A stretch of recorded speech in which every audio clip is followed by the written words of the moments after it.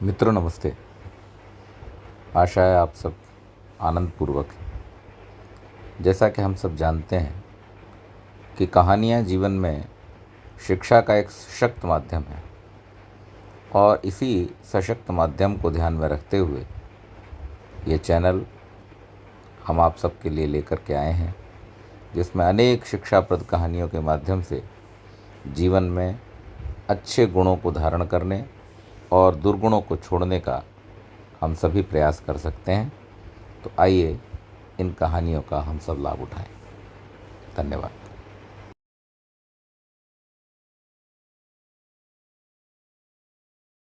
सुमा फोन पर है। अरे सोनिया बेटा, वो तेरे बुआ सास का बेटा है ना मिक्की, वो और उसकी बीवी नेहा तुम लोगों के घर रहेंगे कुछ दिनों के लिए। अच्छा ठीक है माँ जी। अरे ज्यादा परेशान मत होना, तुम दोनों तो नौकरी करते हो, देख लेना। वैसे सोनिया सास का फोन तो रख देती है, लेकिन उसे समझ में नहीं आता कि वो क्या करे। वो अपने पति राहुल को फोन करती है। अरे राहुल सुनो ना, मिक्की आ रहा है नेहा के साथ हम लोगों के घर। ओह, अरे क्या बात है। तो आज रात हम भाई मिलकर पार्टी करेंगे। अच्छा तुम एक काम करना, अच्छा खाने को बना देना। ओके। सोनिया को अभी ये अंदाजा नहीं था कि उन लोगों के घर जो आ रहा है वो कैसे उन लोगों की जिंदगी में भूचाल ले आएगा। अभी सोनिया ने फोन रखा ही था कि डोरबेल बजती है। सोनिया दरवाजा खोलती है कि सामने खड़े होते हैं नेहा और मिक्की। अरे भाभी भाभी, आप तो हो बिल्कुल मेरी माँ जैसी। नमस्ते भाभी, कैसी हैं? बिल्कुल ठीक हूँ मैं। आओ ना, कोई तकलीफ तो नहीं हुई यहाँ तक पहुँचने में? अरे नहीं भाभी, कैब कर ली थी ना। अच्छा वो जरा नीचे ना कैब वाला खड़ा है, 800 रुपये दे आइए ना प्लीज। नेहा चलो अंदर। कितनी थक गई हो तुम भी ना। सोनिया, जिसकी शादी मिक्की की शादी से सिर्फ 2 महीने पहले ही हुई थी, उन लोगों को देखकर हैरान सी रह जाती है। जी मिक्की भैया। वो कैब वाले को पैसे देकर आती है तो देखती है कि उसके कमरे में मिक्की और नेहा का सारा सामान बिखरा होता है। आइए, मैं आप लोगों को गेस्ट रूम दिखा देती हूँ। कैसी बात कर रही हैं भाभी, गेस्ट कौन है यहाँ? हम तो यहाँ किसी तरह मैनेज कर ही लेंगे इस कमरे में। जॉइंट बाथरूम और टीवी लगा है तो यही रूम हमारे लिए ठीक रहेगा। अब हाँ नेहा, लेकिन ये हम लोगों का मास्टर बेडरूम है। अरे भाभी कोई बात नहीं, यहाँ का गद्दा भी ना कंफर्टेबल है, एसी भी ठीक ही लग रहा है। देखिए ना, हम इसी रूम में रह लेंगे, आप फिक्र ना करो भाभी। सोनिया बेचारी कहती भी तो क्या, वो किचन में खाने की तैयारी के लिए चली जाती है। शाम को सोनिया का पति आता है। ओए होए भाई, क्या बात है, शादी के बाद तो तुम बिल्कुल चेंज लग रहे हो। मिक्की क्या बात है भाई, तेरे तो मजे है। कब तक है तू हमारे साथ?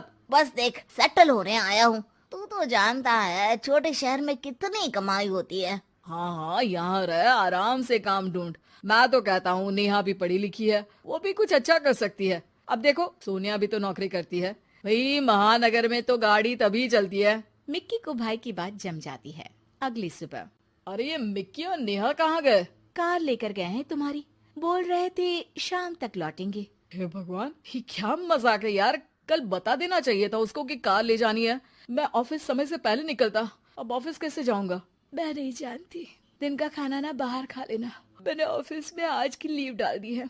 सुबह से उन लोगों के लिए नाश्ता और खाना बना रही थी, अब हिम्मत नहीं कर रही है। शाम को दोनों घर आते हैं। सोनिया और उसके पति के कमरे में जाकर जोर जोर से टीवी लगा लेते हैं। वो आज ना एक सीरियल बहुत अच्छा आने वाला है, मैं कब से उसका इंतजार कर रही हूँ। अरे नहीं नहीं भाभी, आज नहीं, आज तो कौन गाएगा गाना का फाइनल है। आज तो मैं ही टीवी देखूंगी। सोनिया गेस्ट रूम में आ जाती है। हे भगवान, कब तक ये दिन देखना है, अपने ही घर में बेगाने जैसे रह रहे हैं। सोनिया पति को फोन करती है। क्या है जी, कब जाएंगे ये लोग? अरे क्यों, क्या हो गया? अरे यार, न कमरा अपना न कार, मैं तो तंग आ गई हूँ इन लोगों से।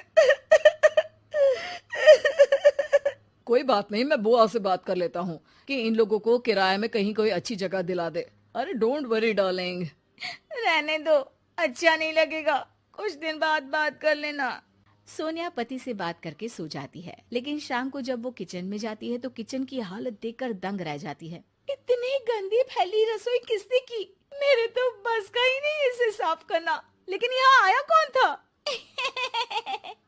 मैं आई थी भाभी, वो मिक्की को ना केक खाने का मन था तो वही बनाया था। केक इतना टेस्टी था, इतना टेस्टी, क्या बताऊं आपको। पूरा केक मिक्की खा गए, किसी के लिए नहीं छोड़ा। मुझे तो बस ना छोटा सा टुकड़ा मिला।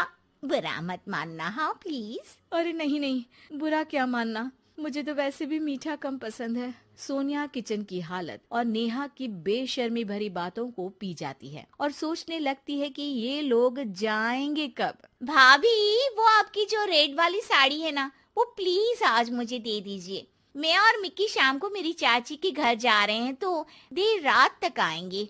तुम्हारी चाची यहीं रहती है तो कुछ दिनों के लिए उनके घर स्टे कर लो ना, उनको भी अच्छा लगेगा, वरना कहीं बुरा ना मान जाए। अरे नहीं नहीं भाभी, मैं ना वहाँ कंफर्टेबल नहीं हूँ। हाँ हाँ, मेरे रिश्तेदारों के साथ आप क्यों कंफर्टेबल फील करेंगे?